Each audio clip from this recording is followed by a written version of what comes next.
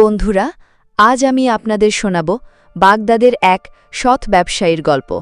তিনি ছিলেন খুব সাধারণ মানুষ। তার নাম ছিল জাকারিয়া। জাকারিয়া প্রতিদিন বাজারে গিয়ে তার ছোট ব্যবসা করতেন। হ্যাঁ, জাকারিয়া ছিলেন এমন একজন মানুষ যিনি সবসময় সততার পথে চলতেন।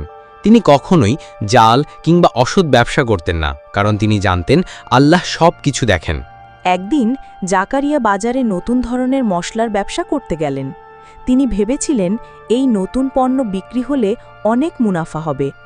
কিন্তু বাজারে এক বড় ব্যবসায়ী তাকে সতর্ক করলেন, জাকারিয়া ভাই, এই মশলাগুলো একটু কম মানের। তুমি চাইলে একটু রঙিনভাবে বানিয়ে বেশি দামেও বিক্রি করতে পারো। জাকারিয়া চিন্তায় পড়লেন। হঠাৎ তার মনে পড়ল আল্লাহর সন্তুষ্টি পাওয়া তার জন্য সবকিছুর চেয়ে বড়। তাই তিনি বললেন, না ভাই, আমি কখনো মিথ্যা বলবো না। আমি যতটুকু মানসম্মত পাই তার চেয়ে বেশি বিক্রি করব না। কিছুদিনের মধ্যে জাকারিয়া সততার খ্যাতি বাজারে ছড়িয়ে পড়ল। লোকেরা তার দোকানে আসতে শুরু করল।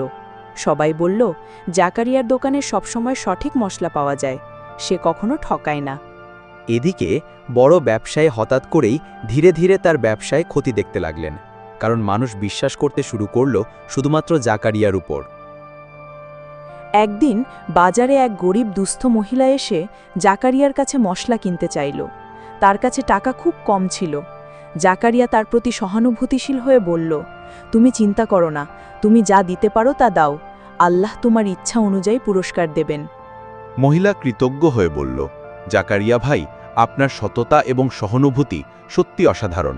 আল্লাহ আপনাকে ভালোবাসুক। জাকারিয়ার ব্যবসা দিন দিন বাড়তে থাকল।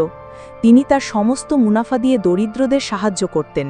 তিনি বলেন, সত্যি বলতে গেলে আমার জন্য সবচেয়ে বড় ধন আল্লাহ সন্তুষ্টি।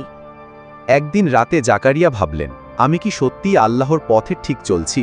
তখনই তাকে একটি স্বপ্নে আল্লাহ জানালেন, জাকারিয়া, তুমি সততার পথে চলেছ, আমি তোমার জন্য জান্নাতের দ্বার খুলছি। জাকারিয়া জেগে ওঠে, কৃতজ্ঞতায় আল্লাহর দিকে হাত তুলে বললেন, হে আল্লাহ, আমি শুধুই চেষ্টা করেছি আপনার সন্তুষ্টি লাভ করার জন্য। আমাকে সাহায্য করো এই পথে চলতে। বন্ধুরা, এই গল্প আমাদের শেখায় যে সততা, ধৈর্য এবং আল্লাহর উপর ভরসা রাখা জীবনের সাফল্য এবং শান্তি নিয়ে আসে। হ্যাঁ, আমরা সবাই যদি সততার পথে চলি, মানুষের সঙ্গে সৎ আচরণ করি এবং আল্লাহর উপর ভরসা রাখি, তাহলে আমাদের জীবনে আশ্চর্য সুন্দর পরিবর্তন আসবে। এটাই হলো জাকারিয়ার গল্প। তার জীবন আমাদের জন্য অনুপ্রেরণা। আসুন আমরা সবাই তার মতো সততার পথে চলি এবং আল্লাহর সন্তুষ্টি অর্জন করি।